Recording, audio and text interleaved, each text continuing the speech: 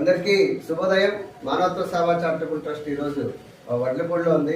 ఇక్కడ ఏంటంటే బ్రతుకు తెరువు కోసం శ్రీకాకుళం నుంచి వలస వచ్చిన ఒక కుటుంబం సంబంధించిన విద్యార్థి. అయితే ఈయనకి గవర్నమెంట్ స్కూల్లో చదువుకొని 501 మార్కులు తెచ్చుకున్నారు. కాకపోతే పరిస్థితుల ప్రభావం వల్ల ఈ కుటుంబంలో వీళ్ళ ఫ్యామిలీ అనారోగ్యం పాలవడం వల్ల ఈ అబ్బాయి ఇంటర్మీడియట్లో జాయిన్ అయినప్పటికి కూడా కాలేజీకి డబ్బులు కట్టలేక కాలేజీకి వెళ్ళలేని పరిస్థితి. దీనికి మానవత్వ సేవా చారిటబుల్ ట్రస్ట్ ముందుకొచ్చి ఈ అబ్బాయి మొదటి సంవత్సరంలో కాలేజీకి అనుకున్న ఇంటి దగ్గర ఉండి చదువుకొని మంచి మార్కులు తెచ్చుకున్నారు.